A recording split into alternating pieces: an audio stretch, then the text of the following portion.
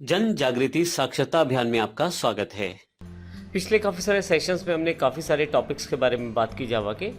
इस सेशन में हम एक और इम्पोर्टेंट टॉपिक की बात कर रहे हैं, रैपर क्लासेस। हमारे पास मुख्यतः प्रिमिटिव डेटा टाइप्स प्रयोग की हैं हमने, जो पिछले काफ़ी सारे सेशन में हमने प्रयोग करते आ रहे हैं।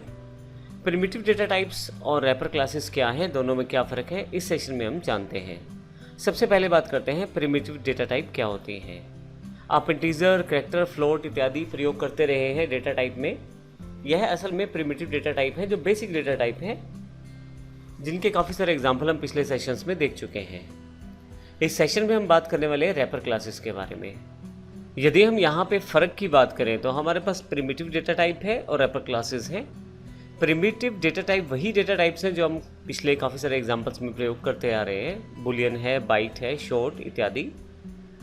रैपर क्लासेस भी हमारे पास इस सेशन में जो इंट्रोड्यूस हुई हैं, कुछ वैसे ही नाम के हैं जैसे प्रिमिटिव डेटा टाइप्स हैं आपके पास। जैसे बुलियन में रैपर क्लास में बी बड़ा हो गया है, क्लास का नाम है boolean. Primitive data type byte है तो यहाँ बी बड़ा हो गया है, बाइट। इस तरह से शॉर्ट का एस बड़ा है। करैक्टर के पूरे स्पेलिंग्स जो हैं वो कंप्लीट लिखे गए हैं। इंटीजर में भी इसी तरह से कंप्लीट लिखा गया है। तो मुख्य जो फ़र्क नज़र आ रहा है, यदि आप यहाँ देखें तो यहाँ शुरुआत की गई है छोटे लेटर से, स्मॉल लेटर से, जबकि रैपर क्लासेस में शुरुआत की गई है बड़े लेटर से, अर्थात कैपिटल के से। अब दोनों में मुख्य फ़र्क ये है कि जब आप प्रिमिटिव से डेटा को स्टोर करते हैं तो वह एज अ वेरिएबल स्टोर होता है, लेकिन जब आप रैपर क्लासेस के साथ उसके दिए गए मेथड्स के साथ डेटा स्टोर करते हैं तो आपका यह डेटा ऑब्जेक्ट के रूप में स्टोर होता है। तो यह मुख्य फ़र्क है। प्रिमिटिव में डेटा वेरिएबल के रूप में स्टोर होगा, जबकि रैपर क्लासेस में डेटा जो है वो एज एन ऑब्जेक्ट स्टोर होगा। राइट हैंड साइड पे देखें यदि आप, तो हमारे पास सिंपल प्रिमिटिव डेटा टाइप को ऊपर प्रयोग किया गया है, जैसा हम अभी कुछ सेशंस में पिछले में प्रयोग करते आ रहे हैं। हमने 40 जो वैल्यू है स्टोर करवाया है इंटीजर वैर में। वैर एक वेरिएबल का नाम है, परंतु रैपर क्लासेस का एग्जाम्पल देखें तो हमने एक ऑब्जेक्ट डिक्लेयर करवाया है, इंटीजर ऑब्जेक्ट, न्यू इंटीजर, और यहाँ पे कंस्ट्रक्टर में हमने 40 पास किया है। तो इस प्रकार से हमने एक ऑब्जेक्ट इंट्रोड्यूस किया है जिसमें ओबीजे में वैल्यू है 40। अब यदि हम तरीके की बात करें तो अलग अलग हैं, लेकिन काम दोनों एक जैसा ही कर रहे हैं। दोनों के केसेस में 40 को स्टोर किया जा रहा है, तो ये इंपॉर्टेंट पॉइंट है, दोनों एक जैसा ही काम कर रहे हैं। तो रैपर क्लासेस क्यों? रैपर क्लासेस को समझने के लिए हम इसके इस टेबल बॉक्स को समझ लेते हैं जो राइट साइड पे दिया गया है। रैपर क्लासेस ऑब्जेक्ट्स में डेटा स्टोर करती हैं। इसका अर्थ ये हुआ कि जो डेटा आप स्टोर करने वाले हैं वो ऑब्जेक्ट बन जाएगा।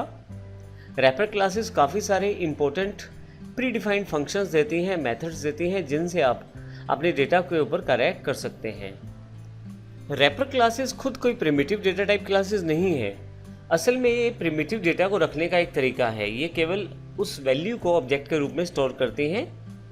इसी तरह से जब हमें प्रिसिशन रिक्वायर्ड हो, मान लीजिए आप बैंकों में किसी तरह की कैलकुलेशन है या फाइनेंस ऑर्गेनाइजेशंस में किसी तरह की कैलकुलेशन है जहाँ पे हमें बहुत सही तरीके से कैलकुलेशन करना है, काफ़ी सारे दशमलव के स्थानों तक भी हमें सही आउटपुट चाहिए, तो ऐसे केस में हम रैपर क्लासेस का प्रयोग करते हैं, क्योंकि वहाँ पे बहुत ज़्यादा इफेक्टिव रहती हैं। इन सभी फीचर्स को प्रैक्टिकली समझते हैं प्रिमिटिव एग्जाम्पल डॉट जावा से। तो आइए शुरू करते हैं एग्जाम्पल को। यहाँ हमारे पास काफ़ी सारे एग्जाम्पल उपलब्ध हैं, जिसमें यदि आप देखें तो एक लिस्ट बनी हुई है एग्जाम्पल्स की।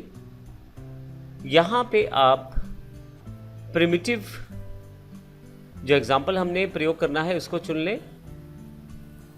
यहाँ हमारे पास प्रिमिटिव एग्जाम्पल हमारे पास यहाँ अवेलेबल है। डबल क्लिक करके इसे ओपन कर लेता हूँ।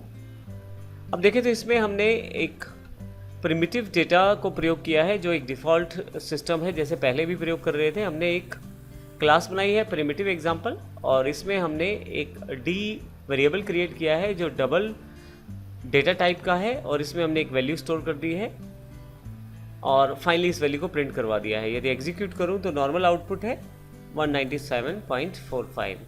तो कुछ इस तरह से प्रिमिटिव एग्जाम्पल्स प्रयोग करते आ रहे हैं, जो इससे पहले भी हमने डेटा को स्टोर किया है। पर ये कार्य तो हम पिछले सेशंस में भी कर चुके हैं, तो प्रिमिटिव का एग्जाम्पल हमें पहले से क्लियर है, लेकिन ये केवल आपको समझाने के लिए, दोनों में कंपैरिजन के लिए दिखाया गया है। अब हम बात करते हैं रैपर के बारे में। अब यहाँ पे यदि आप देखें तो यदि हमें किसी वेरिएबल में वैल्यू स्टोर करनी है तो कुछ इस तरह से स्टोर करते हैं वैल्यू, वेरिएबल इक्वल टू 40।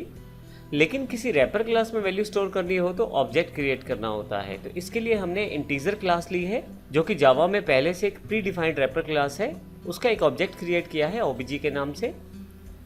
और जैसे ऑब्जेक्ट हम क्रिएट करते हैं न्यू इंटीजर, और ब्रैकेट में हमने 40 को असाइन किया है। तो 40 की जो वैल्यू है वो अब की बार एज एन ऑब्जेक्ट स्टोर होगी, जिसको हम बाद में प्रयोग कर सकते हैं।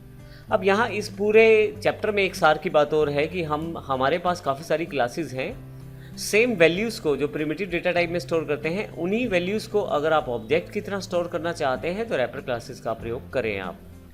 और जहाँ पे आपको प्रिसिशन वैल्यू चाहिए, काफ़ी सारा स्टिक वैल्यू आपको स्टोर करना है, तो फिर आप रैपर क्लास का प्रयोग कीजिए।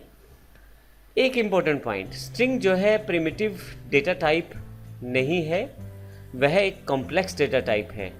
और हम स्ट्रिंग में जो डेटा स्टोर करते हैं डिफ़ॉल्ट रूप में उसे ऑब्जेक्ट के रूप में ही स्टोर किया जाता है। तो इस तरह से इस सेशन में हमने अपनी प्रिमिटिव डेटा टाइप और रैपर क्लासेस की इन्फॉर्मेशन देखी। अगले सेशन में हम प्रैक्टिकल रूप में देखते हैं कि रैपर क्लासेस का प्रयोग किस प्रकार किया जाता है। धन्यवाद।